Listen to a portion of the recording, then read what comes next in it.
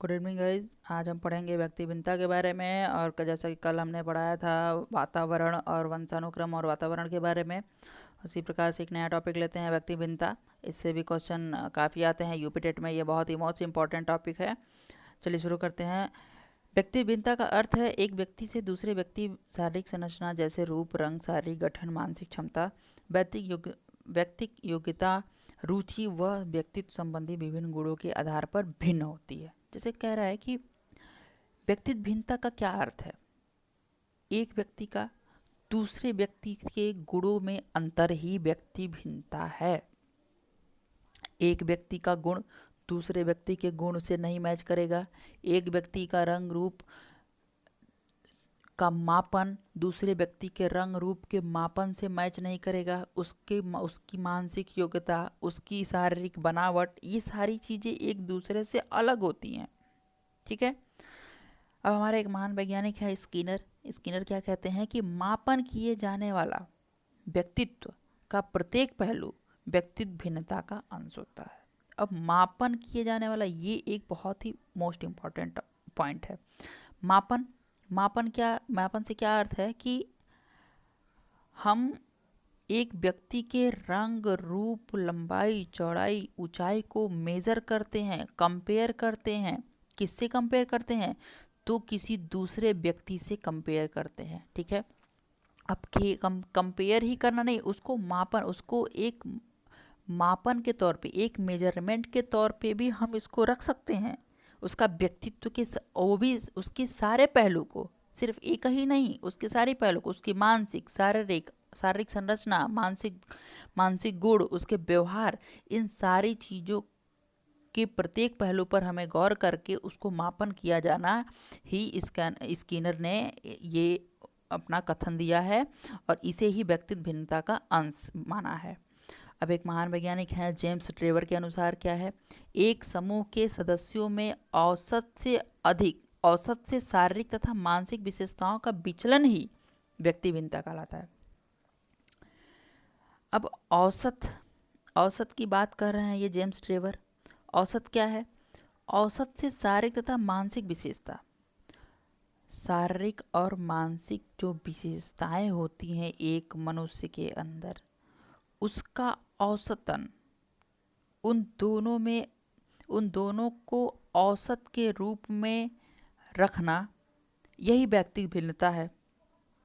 अब इसका कहने का एक और मतलब हो सकता है कि गुण तो कहीं ना थोड़ा बहुत मिल भी सकता है, लेकिन वो सारे गुणों का औसत निकाल कर और दूसरे व्यक्ति के सारे गुणों का औसत निकाल कर मैच कराएं तो शायद बहुत ऐसी पॉसिबिलिटी हो सकती है कि उन दोनों के गुण का औसत मैच ना करे, वही व्यक्तिगत भिन्नता कहलाता है।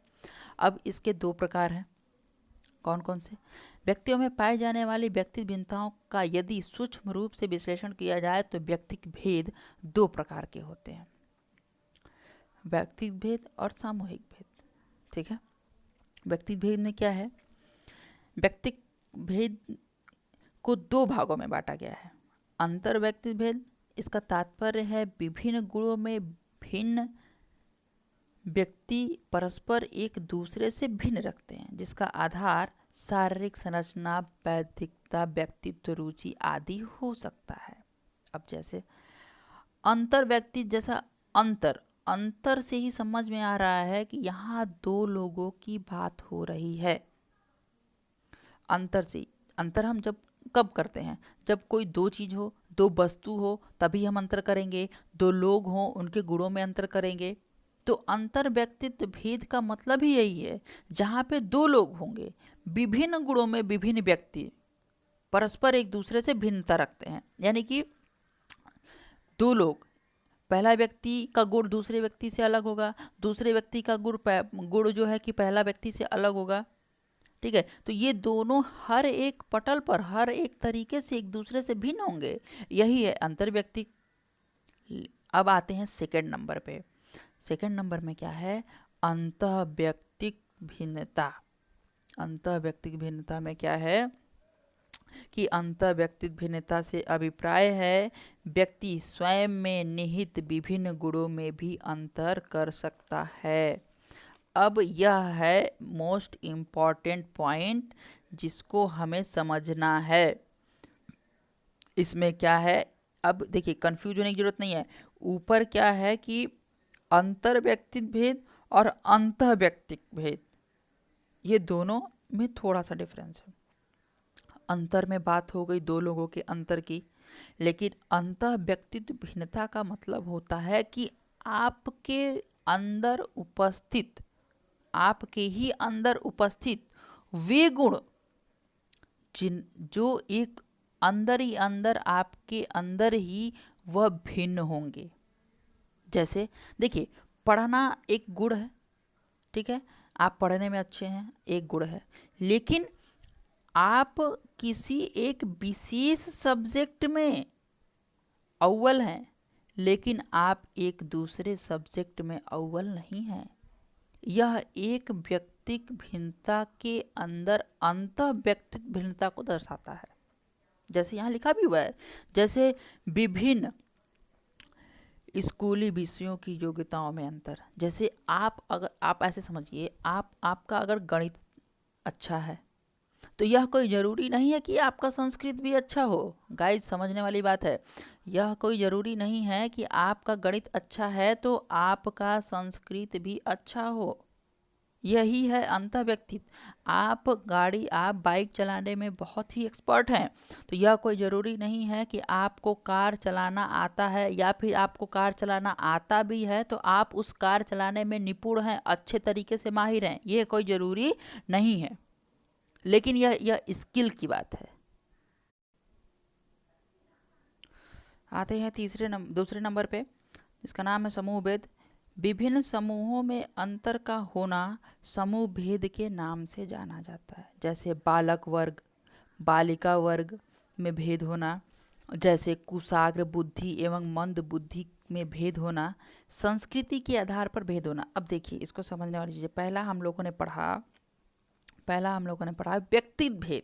यह किसी एक पर्टिकुलर व्यक्ति के बारे में बात हो रहा है, एक इंसान के बारे में बात हो रहा है, उसके गुणों के बारे में बात हो रहा है। उसके दो व्यक्तियों को एक समान जगह पे रख कर उसकी गुणों की बात हो रही है, उसके बनावट की बात हो रही है, उसमें अंतर स्पष्ट किया जा रहा है, उसके इंटरनल गुणों के बारे में बताया जा रहा है।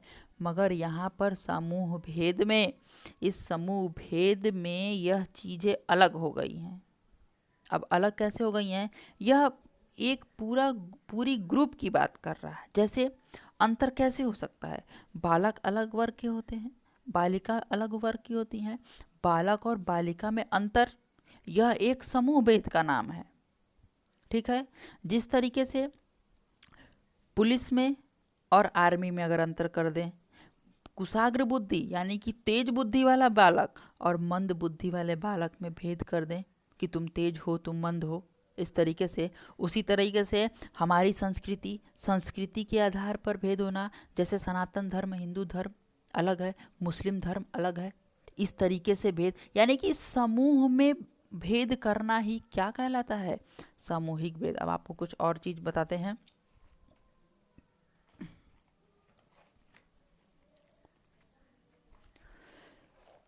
कुछ जैसे हमारे एक बहुत ही महत्वपूर्ण एक वैज्ञानिक हैं मनोविज्ञान के, टायलर। वो क्या कहते हैं कि एक व्यक्ति से दूसरे व्यक्ति में अंतर इतने साफ हैं कि व्यक्ति भिन्नता सार्वभौमिक प्रतीत होती है। टायलर एक बहुत ही स्किनर की तरह, जेम्स ट्रेवर की तरह बहुत ही महान वैज्ञानिक हैं।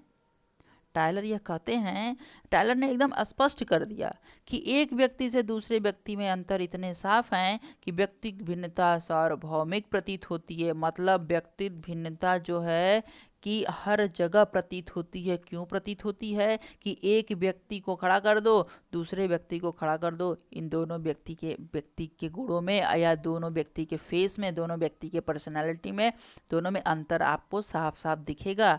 यही टायलर का कथन है। यह एक महत्वपूर्ण कथन है, ठीक है।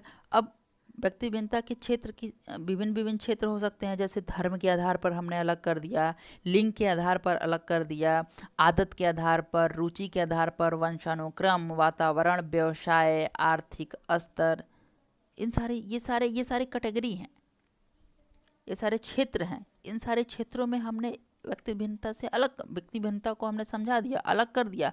शिक्षा के क्षेत्र में भी अलग कर दिया। भाषा है, हमारे यहाँ बिहार में, उत्तर प्रदेश में भोजपुरी बोली जाती है, लेकिन कई जगह पे खड़ी बोली बोली जाती है। कौशल है, रीति रिवाज है, मुस्लिम परिवार में अलग रीति रिवाज से शादी होती है, हिंदू में अलग रीति रिवाज से शादी होती है। मानसिक क्षमता, अधिगम, व्यक्तित्व, प्रजाति, कोई गोरे प्रजाति, कोई श्वेत प्रजाति के, कोई काले प्रजाति के हैं, दृष्टिकोण, शारीरिक, ये सारी चीज़ें जो है व्यक्ति भिन्नता के क्षेत्र के अंदर आती हैं। ठीक है गाइस, आज के लिए बस इतना ही। कल नए टॉपिक के साथ उपस्थित रहेंगे, तब तक के लिए जय हिंद।